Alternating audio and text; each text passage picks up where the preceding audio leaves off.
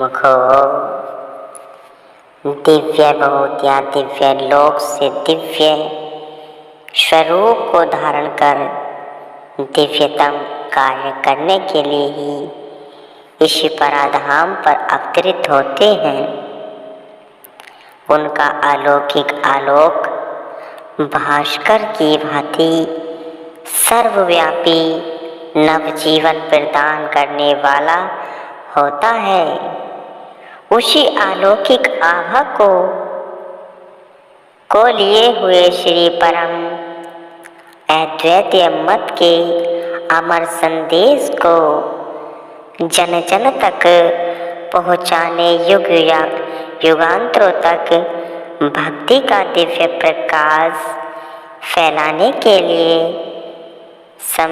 समुदाय के प्राण बनकर अवतरित हुए हमारे हृदय सम्राट सर्वजन हितैषी प्रभु श्री श्री 108 श्री स्वामी दर्शन पूर्ण आनंद जी महाराज,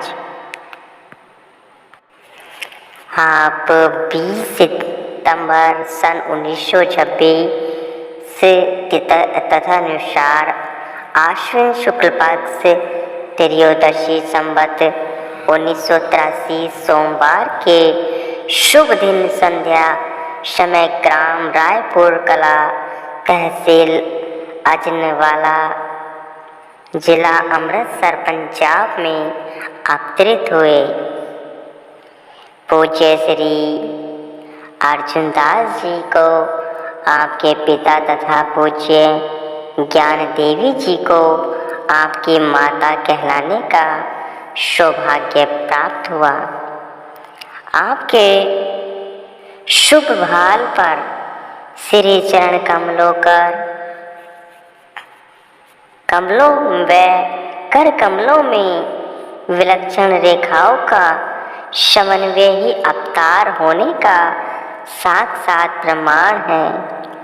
आपको पाकर एतिया वंश तथा पंजाब की भूमि धन्य हो गई।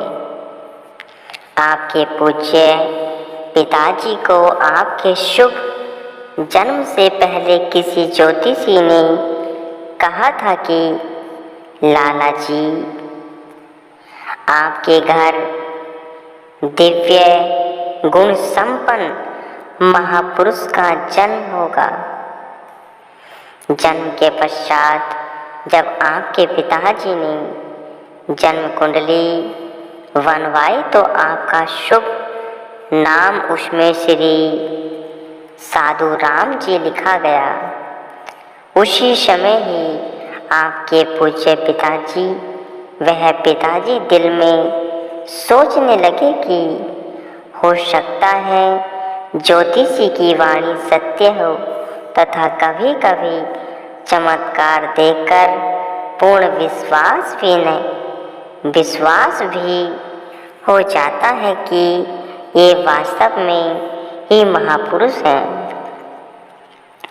परंतु आपकी प्रबल माया उन्हीं सब कुछ भुला देती।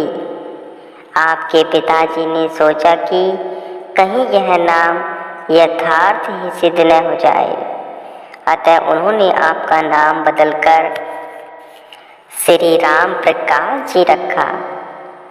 यही नाम अन्य संबंधियों में भी प्रचलित हुआ। आप जन्म के पश्चात आपके पिताजी को दुनिया से उपरामता हो गए।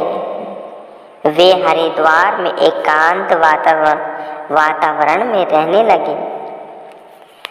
कभी कभी घर वालों के आग्रह पर घर आ जाते थे।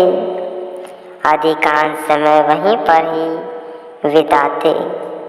यहाँ उन्होंने साधु वेश भी धारण कर लिया। आप बचपन से ही सौम्य प्रवृत्ति, साधु सेवी तथा एकांत वातावरण में प्रसन्न रहते थे।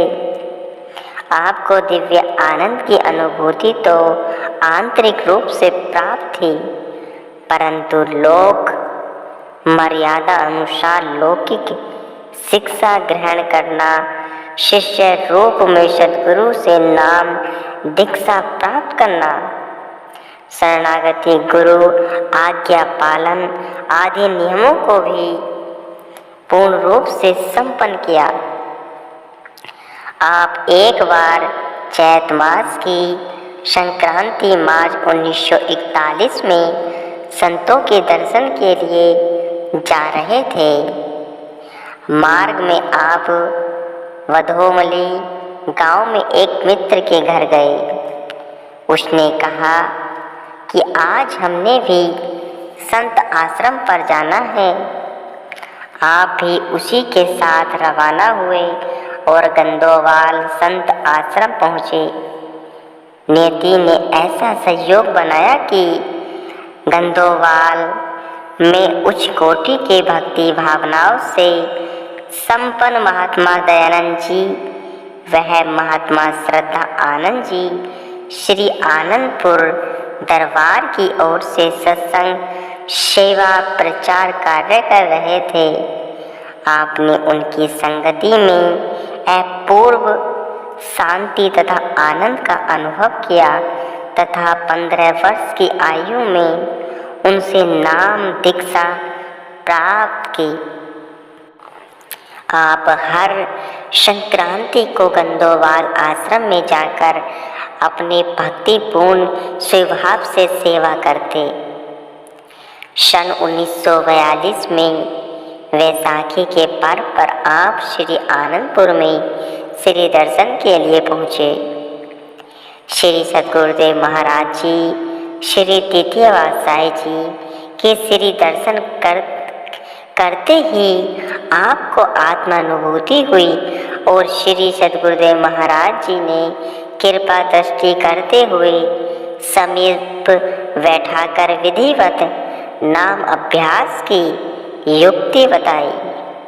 इसके पश्चात जब आप रायपुर लौटे तो हर संक्रांति पर तथा जब भी पाठशाला की छुट्टियां होती तब सेवा की उमंग के लिए गंदोवाल आश्रम में पहुंच जाते और हितचित से सेवा करके नियम पूर्वक अभ्यास करते।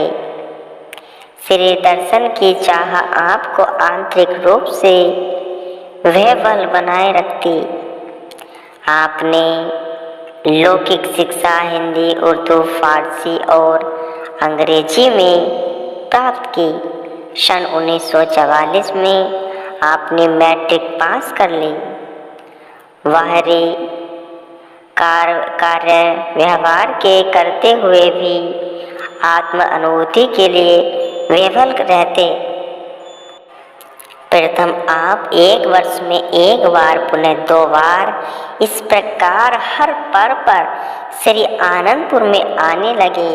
आपका दिल दुनिया के कार्य व्यापार से उपराम रहता था।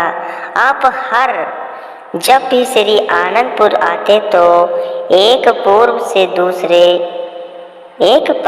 दूसरे पर्व तक, कभी कभी तो 2 पर्व भी यहाँ सेवा में व्यतीत कर देते। आपके हृदय में शरणागत होने की लगन लगी हुई थी, किंतु घर में सब बहन भाइयों से आयु में छोटे होने के कारण आपसे सब स्नेह रखते थे। वे यह नहीं चाहते थे कि आप इतना ऐश्वर्य छोड़कर साधु विरक्त बन जाएं। उनका यहाँ तक कि प्रयत्न था, वह यही था कि आप घर पर रहकर भक्ति करें। आपके पिताजी को तो पहले ही संसार से उपरामता थी और वैराग्य, त्याग तथा एकांत वृत्ति के कारण वे हरिद्वार में साधु बन गए थे। श्री आनंदपुर में भी अन्य श्रद्धा तथा प्रेम से श्री दर्शन के लिए आते थे। आपके बड़े भाई साहब भक्त अमरनाथ जी जो कलकत्ता में रहते थे, उन्होंने देश विभाजन होने पर आपको कलकत्ता में बुला लिया और दुकान का कार्य करने के लिए विवश किया। सन 1947 से 1953 तक आप कलकत्ता में दुकान का कार्य करते रहे। इसी मध्य आप कई बार श्री दर्शन के लिए श्री आनंदपुर में आए और 2-3 बार श्री चरणों में शरणागत के लिए विनय की। श्री सद्गुरुदेव महाराज जी ने फरमाया कि श्री आनंदपुर आपका ही है और अभी कुछ समय बाहर रहकर ही सेवा करो। श्री आज्ञा सिरोधार रहकर आपने ऐसा ही किया।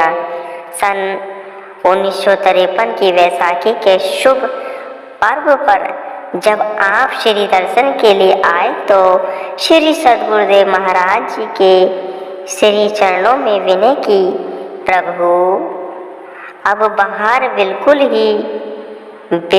ही मन नहीं लगता, अतः श्री चरणों में स्थायी निवास करने की आज्ञा प्रदान कीजिए। श्री सद्गुरुदेव महाराज जी ने आपकी तीव्र लगन तथा अटूट श्रद्धा से पूर्ण इस विनय को स्वीकार किया। आप श्री आज्ञा अनुसार पुनः कुछ कार्य व्यवहार समेटने के लिए कलकत्ता गए और शीघ्र ही दुकान का कार्य पूरा किया। आपसे अत्यधिक स्नेह होने के कारण सब घर वाले आपको घर में रहकर ये भक्ति के लिए विवश करने लगे, किंतु आप परिवार वालों के बंधन में कहाँ फंसने वाले थे। आप जिस उद्देश्य हेतु प्रकट हुए थे उसी मग पर दृढ़ निष्ठा से पग बढ़ाने लगे। आए हैं धुरधाम से जो लेकर संदेश परमारथ का, वे घट में ही सब जानत है, यह खेल बना सब स्वार्थ का। नहीं किसी के बंधन में बनते, देते हैं ज्ञान यथार्थ का। अवतार धरे उपकारक बन, है पाठ बड़ा निस्वार्थ का।